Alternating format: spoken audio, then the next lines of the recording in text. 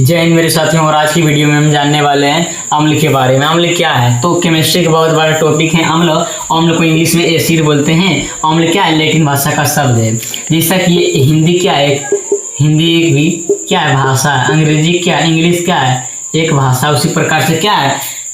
अम्ल लैटिन एक भाषा है जिससे लिया गया अम्ल। अम्ल का स्वाद कैसा होता है? तो अम्ल का स्वाद खट्टा होता है। जैसा कि आप लोग जानते होंगे आम का स्वाद कैसा होता है? खट्टा ही होता है। इमली का स्वाद कैसा होता है? खट्टा होता है।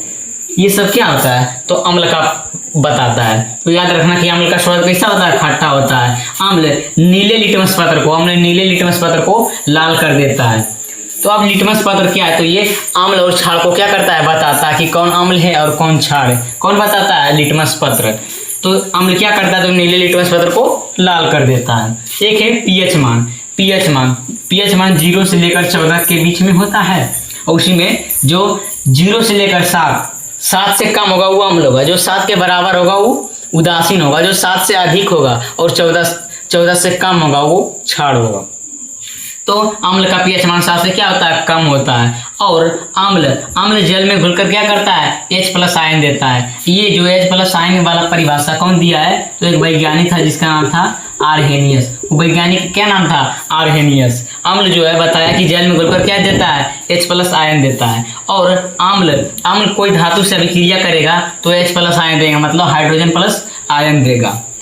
और अम्ल दो प्रकार के होते हैं। अम्ल जो होता है 2 प्रकार के होता है। एक प्राकृतिक अम्ल, एक होता है प्राकृतिक अम्ल, दूसरा मानव निर्मित अम्ल। प्राकृतिक अम्ल क्या, जिसको बोलते हैं नेचुरली, और मानव निर्मित मतलब कृत्रिम। जो नेचुरली के मतलब जो प्रकृति के द्वारा उपस्थित हो, जो प्रकृति के द्वारा उपस्थित हो उसको क्या बोलेंगे? प्राकृतिक अम्ल। और जो मानव के द्वारा निर्मित हो उसे मानव निर्मित अम्ल बोलेंगे। इसमें प्राकृतिक अम्ल में आ जाएंगे सिट्रिक अम्ल, टार्टरिक अम्ल, लैक्टिक अम्ल, ये सब आ जाएंगे। किसमें? प्राकृतिक अम्ल। और मानव निर्मित अम्ल में आ जाएंगे HCl जो है कहाँ बनाया गया? प्रयोगशाला में। H2SO4 जिसको बोलते हैं सल्फ्यूरिक अम्ल, CH3COOH, ये सब क्या है? एसिडिक अम्ल। ये सब प्रयोगशाला में बनाया गया है।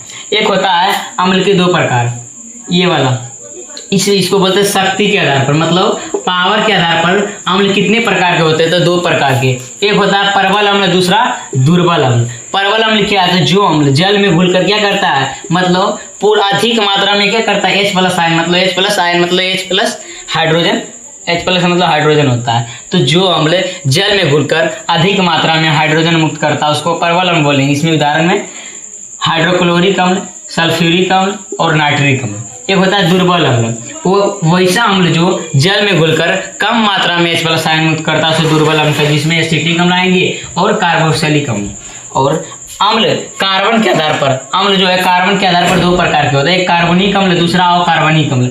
जो अम्ल वैसा अम्ल जिसमें कार्बन की मात्रा अधिक पाई जाती है, जिसमें कार्बन की मात्रा पाई जाती है उसे कार्बनिक अम्ल बोलेंगे। जिसमें कार्बन की मात्रा नहीं पाई जाती उसमें अकार्बनिक। इसका उदाहरण की बात की जाए तो होगा कार्बन, जिसमें कार्बन की मात्रा पाई जाती है।